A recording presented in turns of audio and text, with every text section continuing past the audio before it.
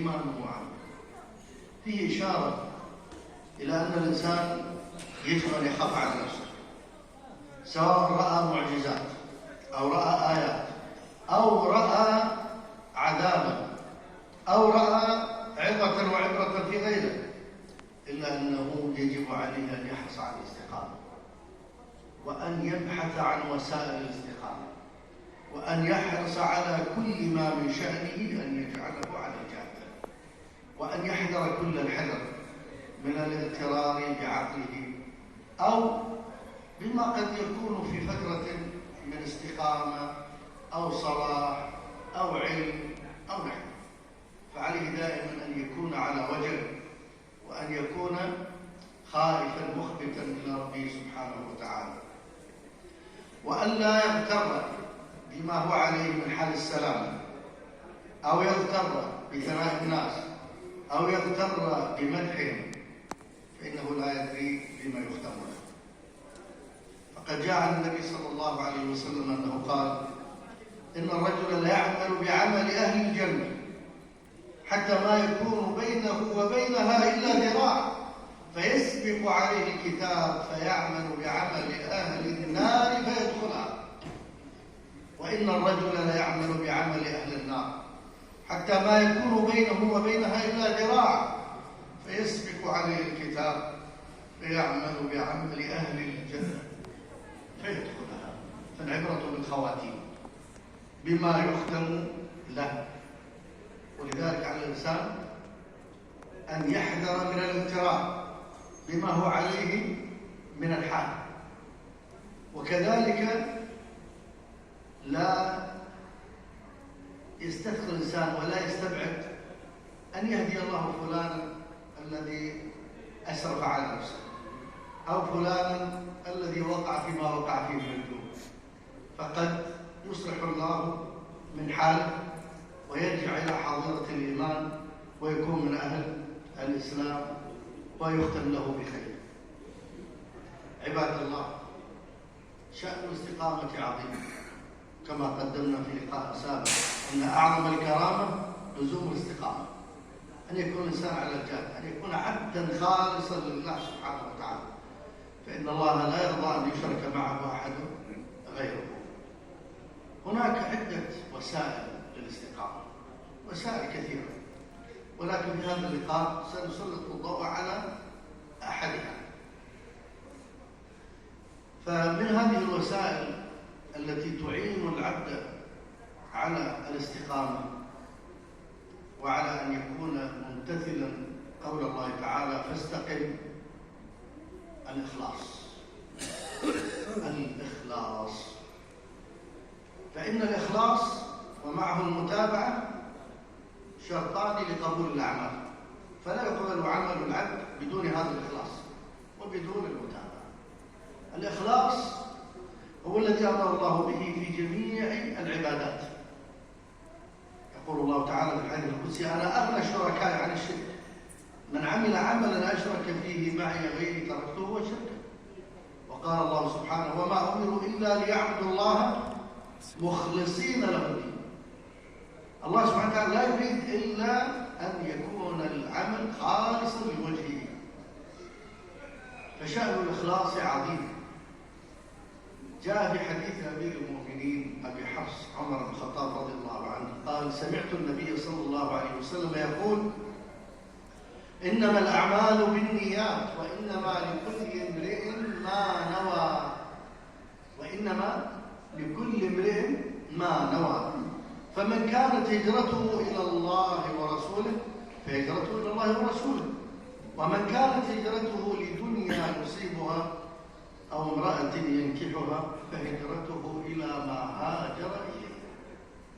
هذا الحديث العظيم، وإن كان النبي صلى الله عليه وسلم مثل بمثال أو مثالين، إلا أنه لضرب المثال وليس للحصر، فإن الإنسان على حسب نيته في هذا العمل، إن أراد بعمله وجه الله سبحانه وتعالى أجر عليه، وإن أراد به شيء من الدنيا لم يؤجر على هذا العمل. فالله سبحانه وتعالى يريد أن يكون العبد دائما مخلصا له الدين.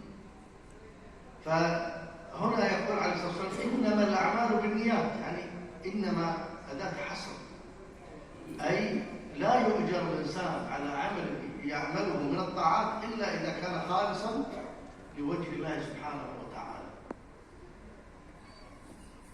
فحري بالمسلم أن يحرص على الإخلاص، وأن يكون ملازما له على الدوام، بل إن النية والإخلاص فيها قد تقلب العادات إلى عبادات. كيف؟ من العادات النوم والأكل واللباس، ولكن إذا قصد بها وجه الله أجر عليها.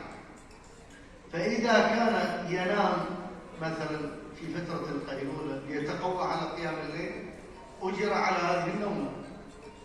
إذا نام مبكرا ليدرك صلاة الفجر أجر على هذه النومة. سبحان الله. كذلك إذا أكل أو شرب يريد أن يتقوى على الطاعات فهذا يؤجر عليه. أيضا اللباس الأصل فيه الإباحة، لكن إذا قصد به ستر العورة بالصلاة أجر عليه. وهكذا الإنسان على حسب ما ينوي به هذا العمل. هذا الإخلاص أيها الإخوة أيضا كما قال الإمام ابن القيم رحمه الله، يعني جاء أيضا في بعض الآثار أن الذي يعمل بلا إخلاص كمن يحمل فوق ظهره جرابا من رمل يثقله ولا ينفعه. إنسان يمشي في الصحراء والرمل كثير وهو يحمل الرمل على ظهره يثقله ولا ينفعه. هذا الذي يعمل بلا إخلاص، يتعب نفسه ويجهدها وهو لا يستفيد. ولذلك قيل قل لمن لا يخلص لا تتعب نفسك. لا بد من الإخلاص، لا بد من أن يكون العمل خالصا لوجه الله. بعض الناس ربما يذبح الماشية ويطعم الناس حتى يقال فلان ايش؟ كريم جواد. هذا لم ينتفع، لا ينفع هذا الفعل، لكن إذا عمله لله نفعه، لأنه يعلم أن النبي صلى الله عليه وسلم قال أفشوا السلام وأطعموا الطعام وصلوا بالليل والناس نيام تدخلوا الجنة بسلام. فهو فعل هذا ابتغاء وجه الله. هل تعلم أنه جاء في الحديث عن النبي عليه الصلاة والسلام أنه قال أول من تسعر بهم النار ثلاثة. أول من تسعر بهم النار ثلاثة: رجل تعلم العلم ليقال فلان ايش؟ عالم.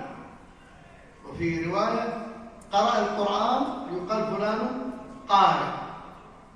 ورجل تصدق ليقال فلان ايش؟ أو أنفق ليقال فلان جواد، أو قال كريم. وثالث قاتل ليقال فلان ايش؟ شجاع. فيؤتى به فيقدرهم الله بهذه النعم التي أعطاهم إياها أو فعلوها. فيؤتى بالأول: ماذا فعلت؟ قال يا رب تعلمت العلم فيه، أو قال قرأت القرآن فيه وعلمته الناس. فيقال له كذبت، تعلمت ليقال فلان عالم وقد قيل خذوه إلى النار. لم ينفعه هذا العلم لأنه إنما أراد به وجوه الناس وليس وجه الله. والثاني: ماذا فعلت؟ قال يا رب أنفقت هذا المال في سبيلك وابتغاء الله. فيقال له كذبت، وإنما أنفقته ليقال فلان جواد وقد قيل خذوه إلى النار. الله المستعان. والثالث: ماذا فعلت؟ قال يا رب قاتلت في سبيلك وفعلت. قال كذبت، وإنما قاتلت ليقال فلان شجاع وقد قيل. سبحان الله. هل رأيتم هذه الأعمال العظيمة؟ العلم، القرآن، كذلك الإنفاق، أن ينفق الإنسان هذا المال الذي يكد ويتعب من أجل جمعه ثم يخرجه، وكذلك يقاتل حتى يقتل، ومع هذا لا يؤجر على هذا العمل بل يجر إلى النار. هذا الأمر يدل على خطورته وعلى أهمية الإخلاص.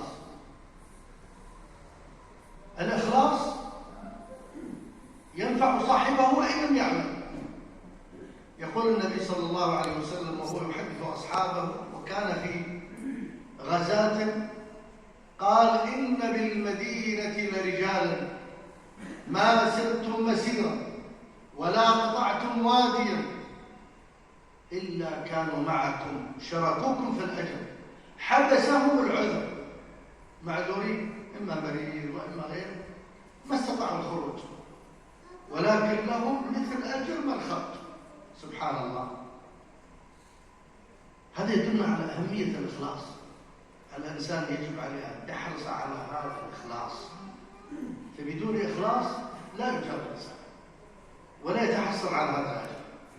لكن الإنسان إذا أخلص أجر كثيرا وارتفع مقامه عند الله عز وجل. يقول الإمام ابن القيم رحمه الله: رب رجلين يقومان في الصف، القدم بالقدم والمنكب بالمنكب، بينهما كما بين السماء والأرض. ما السبب؟ لماذا هذا الفرق والبون الشاسع بين هذين مع أنهما يقفان في نفس الصف، والقدم بالقدم والمنكب بالمنكب؟ لأن أحدهما حضر بقلب حاضر، هو حضر بالصلاة ويستشعر ما يسمع من تلاوة القرآن وماذا يقول في الصلاة من الذكر وأيضا ماذا يدعو. وأما الآخر فهو لا يتذكر من صلاته إلا تكبيرة الإحرام والسلام، بينهما خارج منطقة التغطية، لا يدري ماذا قال في صلاته، فلا يستويان مثلا. لا يستوي الذي حضر بقلبه وقالبه وحرص على أن يعيش في هذه الصلاة وأن ينتفع بها، مع ذلك الذي يفكر خارج الصلاة. إذا لا بد من الإخلاص. لكن كيف يتأتى لنا هذا الإخلاص؟ كيف نحقق مثل هذا الإخلاص؟ هذا الإخلاص يحتاج منا إلى أمور عظيمة، أهمها 4: التوبة والمراقبة والمحاسبة والمجاهدة. 4 أمور لا بد منها حتى يتحقق لنا هذا الإخلاص. أولا التوبة. كيف يكون الإنسان مخلصا وهو لا زال مستمرا يقع في هذه المعاصي وهذه الذنوب ولا يتخلص منها؟ فإن المخلص الذي يستشعر أن هذا العمل يجب أن يكون خالصا لوجه الله عليه أن يتخلص من كل ما من شأنه أن يباعده عن الله سبحانه وتعالى. الذي يريد أن يقترب من ربه سبحانه وتعالى عليه أن يتخلص من الذنوب، أن يتوب، أن يكون مع التوابين، لأن الله تعالى يقول: إن الله يحب التوابين ويحب المتطهرين.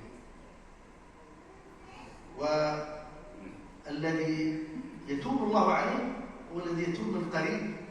إنما التوبة على الله الذين عملوا السوء بها ثم يتوبون من قريب، لا يسوف ولا يؤجل ولا يتمهل، لا يبادر. الوقوع في الذنب ذنب، لكن التسويف التوبة أيضا ذنب آخر. أن الإنسان يماطل ويؤخر التوبة، لا، يبادر بالتوبة. وهذا دليل الإخلاص، أن الإنسان إذا حصل ذنب بادر بالتوبة، لأن كل ابن آدم كما أخبر النبي عليه الصلاة والسلام: كل ابن آدم خطاء، الجميع يخطئ ويذنب. لكن هل معنى هذا أن الإنسان يستمر في الخطأ؟ لا. كل ابن آدم خطاء وخير الخطائين توابون. يتوب ويرجع ولا يؤخر ولا يمهل. فالله سبحانه وتعالى كما جعل النبي عليه الصلاة والسلام يقول: إن الله يبسط